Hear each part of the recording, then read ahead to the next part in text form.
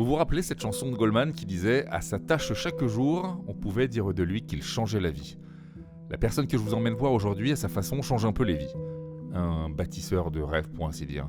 Qu'on aime ou qu'on n'aime pas, qu'on soit pour ou contre le mariage, il existe depuis 5000 ans. Et à l'heure où on se parle, il fait toujours couler beaucoup d'encre. Grand mariage, petit mariage, entre 4 témoins ou avec 400 invités, salle des fêtes ou château privatisé, quand on parle mariage, il n'y a qu'une seule chose qui semble avoir de l'importance. La robe de la mariée. Bienvenue dans ce tout nouveau numéro de Dixit. Alors aujourd'hui, je me trouve dans un endroit très joli, très calme, très feutré. C'est le terrain de jeu de Paul Cherki. Paul Cherki fabrique et diffuse des robes de mariée. Et avec lui, on va redessiner les contours de ce beau marché. Alors Paul, bonjour. Bonjour, merci de me recevoir. Avec plaisir, je pense. Merci de nous recevoir, c'est très joli. Oui, très c'est joli. vrai, j'y pensais au moment où je vous le disais. Ça me rappelle des vieux souvenirs. On parle d'un marché à 3 milliards d'euros. Et en ce moment, à l'heure où on se parle, on serait sur à peu près 300 000 mariages par an. Ce ne sont pas les vrais chiffres, parce qu'en général, c'est un peu plus. Le Covid a beaucoup fait là-dedans. En ce moment, on est où, ça repart ?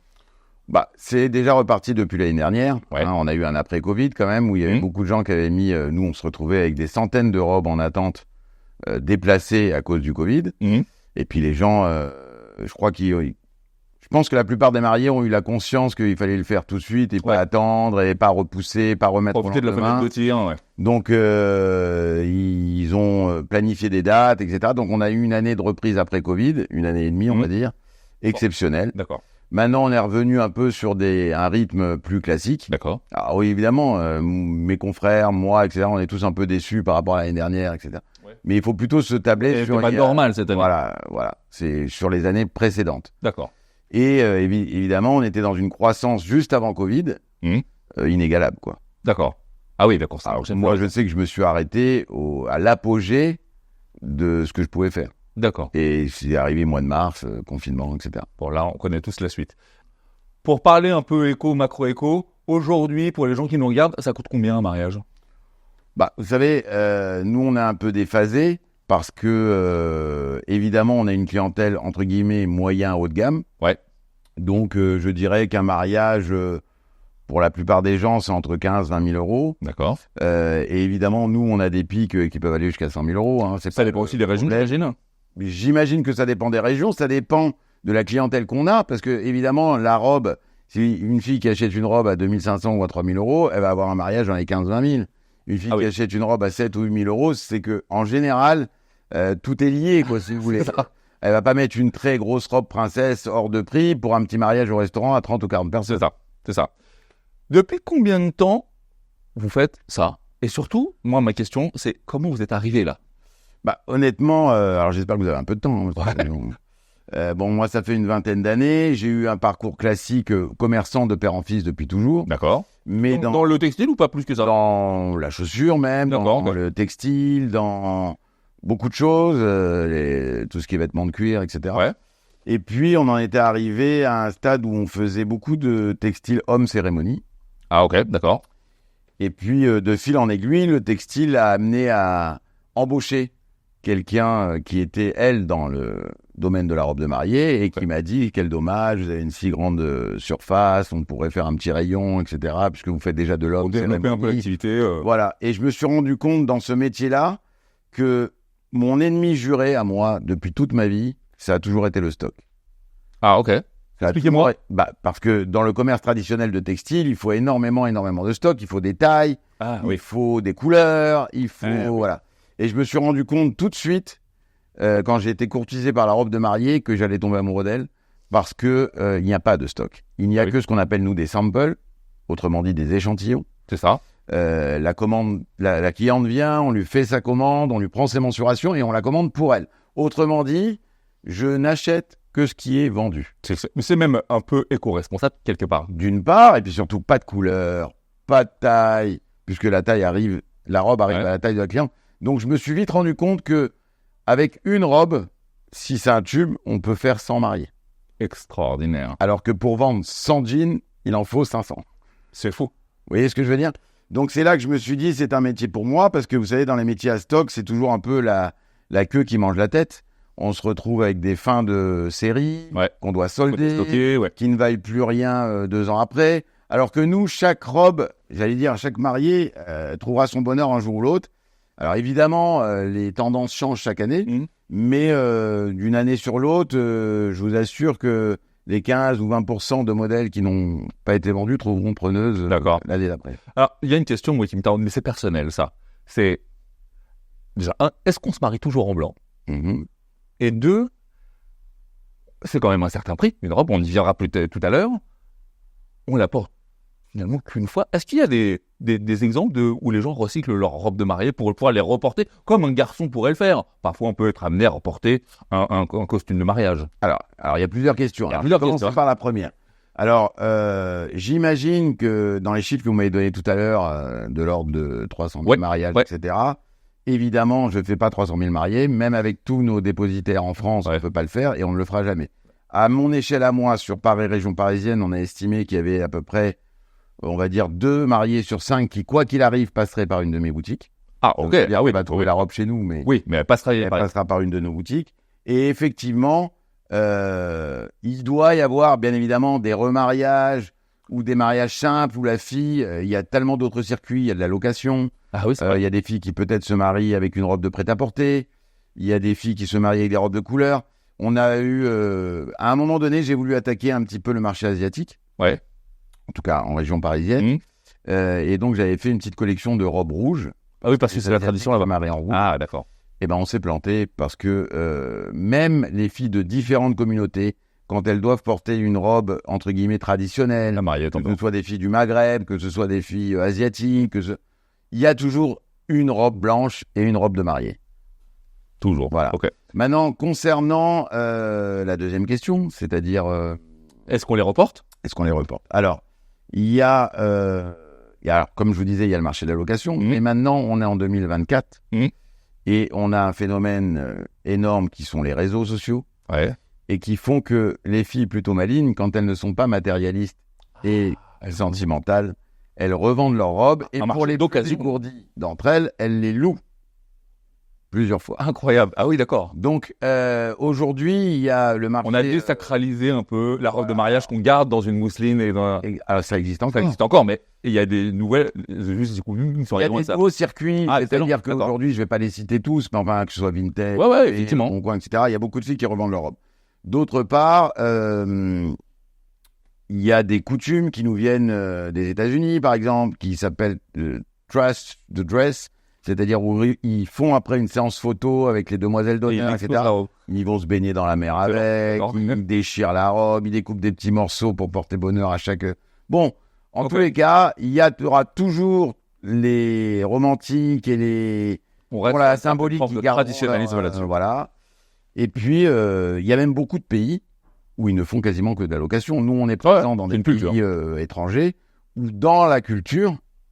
elle ne se verrait pas acheter la robe. Ça, c'est des traditions. Ça vient beaucoup des pays où ils se changent. Ah oui. Vous voyez, par exemple, les orientaux, ils mettent des fois 4-5 robes. Ils ne veulent pas acheter la robe. Donc, il y a ce qu'on appelle des négafas qui s'occupent de toutes les tenues de la mariée. Et effectivement, elle va lui louer les robes tradies et la robe de mariée. Alors, en préparant cette entrevue, on a un petit peu échangé avant. Et moi, il y a quelque chose dont je voudrais qu'on parle vraiment, et surtout les gens qui nous regardent, soient attachés à ça. On peut comparer le milieu des robes de mariée quelque part à une sorte de diktat de la mode qui existe aujourd'hui en France et dans le monde entier. Vous, je crois que vous êtes un peu parti en croisade sur chaque femme fait un petit 36 et fait 1m80 et tout ça.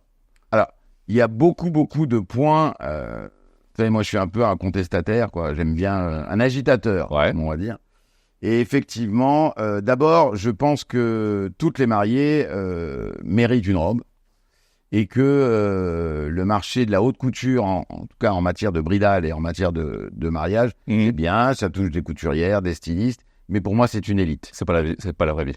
Il en faudra toujours, mais c'est une élite. Donc moi, je me suis spécialisé, entre guillemets, dans le moyen haut de gamme, d'une part, et je me suis battu avec les fournisseurs parce que tout le monde parle de l'inflation. Les budgets des mariés n'ont pas bougé. C'est-à-dire que Celles qui avaient 1005 il y a 2 ans ou il y a 3 ans, elles ont toujours 1005 aujourd'hui. Celles qui avaient 1000, pareil. Celles qui avaient 3000, pareil.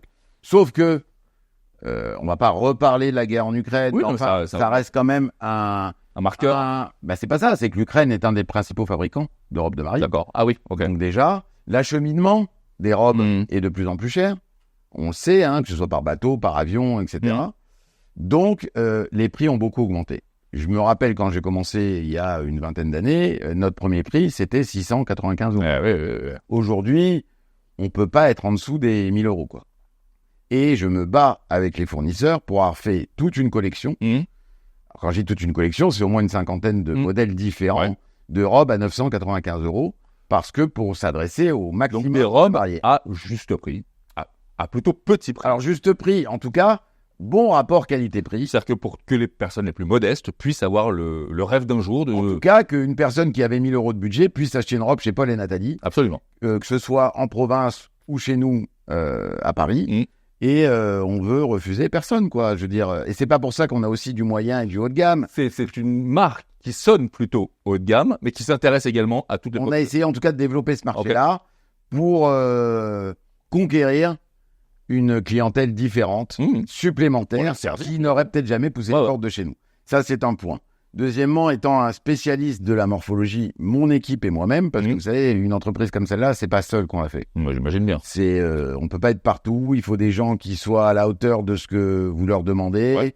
Il faut, on vend du rêve. Il faut quand même que ça reste un rêve. Il faut du début jusqu'à la fin. Vous savez, vendre une robe, c'est presque facile, j'ai envie de dire. C'est toute la suite. Il y a le service retouche, il y a la proximité avec la conseillère, il y a la disponibilité, etc. La gestion émotionnelle de ce moment-là aussi. Évidemment. Donc je tiens, et elle me le rend bien, on est une grande famille et on est une équipe qui se bat au jour le jour pour satisfaire les mariés.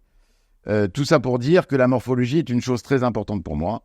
Et on a décidé, il y a un peu plus d'1 an maintenant, de créer une nouvelle ligne qui s'appelle Formidable, qui s'adresse aux mariés...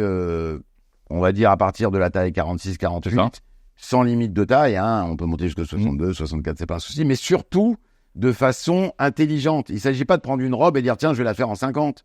Il s'agit de l'étudier, de faire des dos qui maintiennent bien. Et de rester joli. De rester joli et surtout de mettre en valeur la morphologie, c'est-à-dire d'emboîter les poitrines, d'avoir des fois des lassages pour pas écraser les poitrines, des bretelles qui soient pas trop fines pour pas faire ressortir les bras, voire même quelquefois des manches qui ne boudinent pas, etc.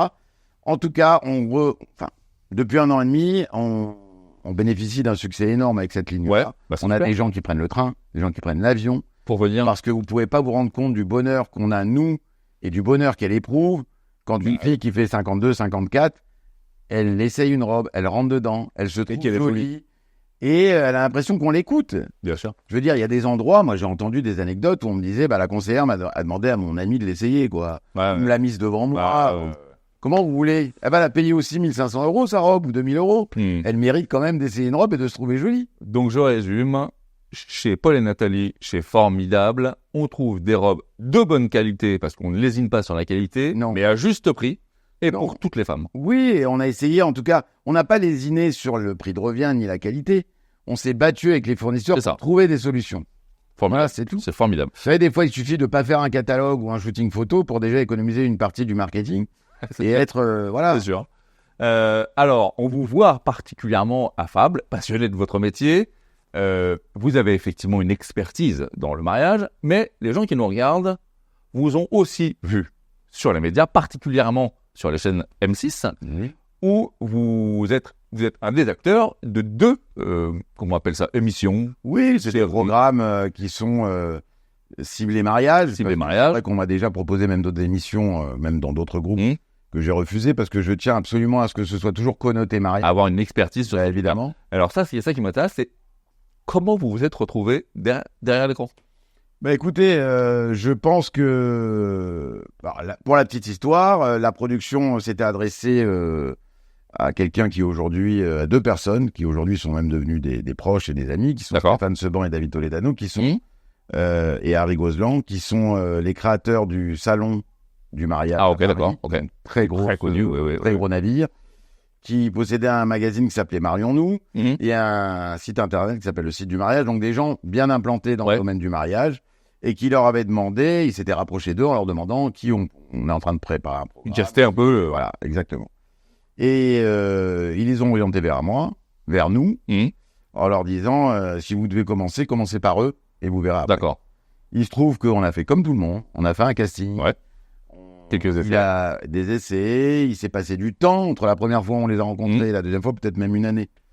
Vous savez, les programmes télé, on sait des fois quand ça naît, on sait jamais. Absolument. Exactement. Et puis, on a décidé avec eux, ils ont décidé de faire un pilote diffusable. D'accord. Et on était tout excités, on a commencé et on s'est tout de suite rendu compte que c'était notre vie. C'est-à-dire qu'on racontait notre vie. Notre métier de tous les jours, on le faisait devant la caméra. Ouais.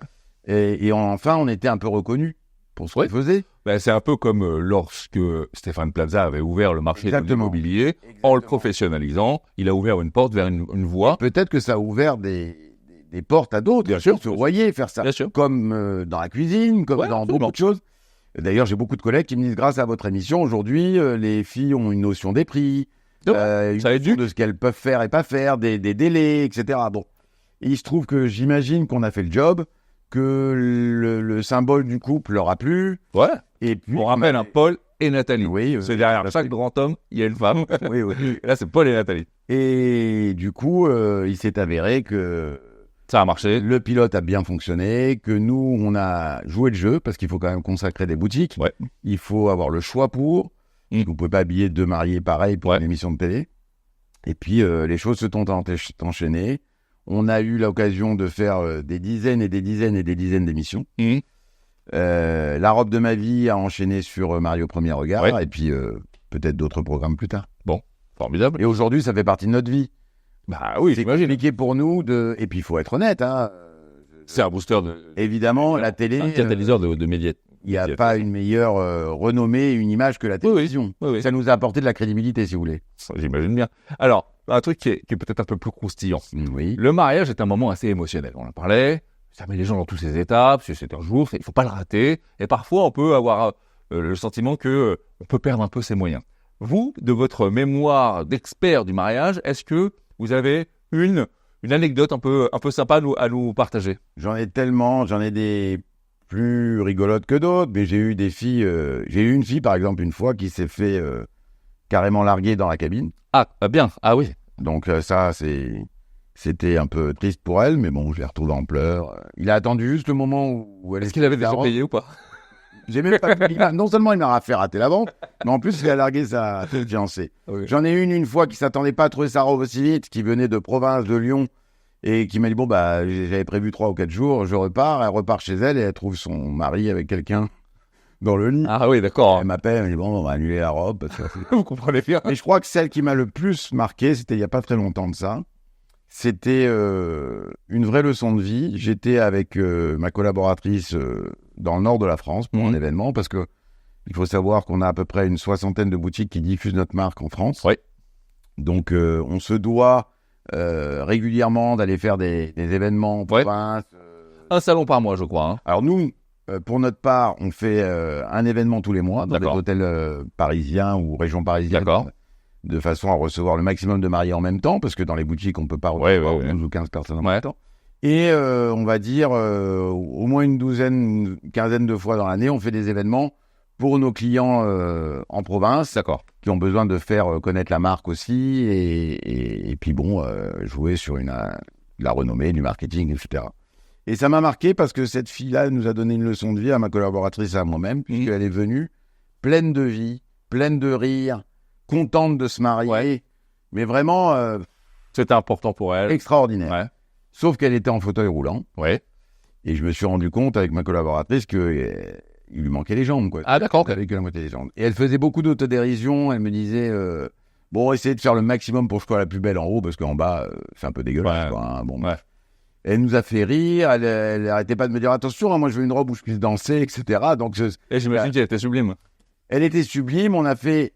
Vraiment, hein, j'en ai fait un point d'honneur, je voulais absolument qu'elle soit heureuse. Quitte à... J'en ai parlé avec le propriétaire de la boutique à l'époque, où on a coupé la marge en deux, on a fait ce qu'il fallait pour rentrer. Pour la rendre le plus heureuse possible. Je voulais qu'elle soit heureuse, et et le plus heureux dans l'histoire, c'était nous, parce qu'on voulait absolument réussir notre mission. Et honnêtement, c'était une leçon de vie, parce que je me dis, nous, on se plaint tous les jours de la météo, du retard, de l'incompétence de certains.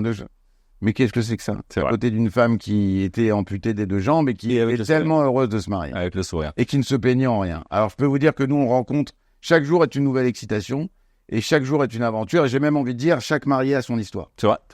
Donc Alors, c'est pas le matin quand on vient travailler sur qui on va tomber. c'est ça qui est formidable. On va terminer pour les gens qui nous regardent, et particulièrement mesdemoiselles qui nous regardent. Si on pouvait aller tracer les 3-5 conseils qu'on pourrait donner aux jeunes femmes qui nous regardent pour réussir à prendre sa bonne robe de mariée et surtout les pièges dans lesquels il ne faut pas tomber. Alors je crois que, je le répète souvent aux mariés, mais vraiment le principal, sachez que vos invités ne viennent pas acheter une robe. Ah oui, Donc ils ne comparent pas une robe à une autre, déjà d'une part, et puis ils ne viennent pas ni la juger ni l'acheter. Privilégiez réellement d'être la plus belle des mariés plutôt que d'avoir la plus belle des robes. Alors vous allez me dire, mais mon lieutenant, si je peux avoir les deux, c'est aussi bien. Mais c'est subjectif le goût. C'est vrai. Moi, ma collaboratrice, peu importe, la belle-mère, la mère, pas les mêmes choses. là, si je vous disais quelle est la plus belle de mes robes, vous n'aurez aucun de vous nous dira la même. Absolument. Parce que, et heureusement, là, les humains sont faits comme ça, et heureusement, c'est pour les âges, voilà. plein de choses. Ouais. Alors qu'une belle mariée, on sera tous unanimes, on pourra tous dire elle est magique, elle est majestueuse, etc. Il faut vraiment jouer à 90%, j'ai envie de dire, sur sa morphologie. Parce que vous savez, des fois, les filles, où elles ne se voient pas, où elles ne considèrent pas les problèmes techniques qu'il peut y avoir au niveau des retouches, etc.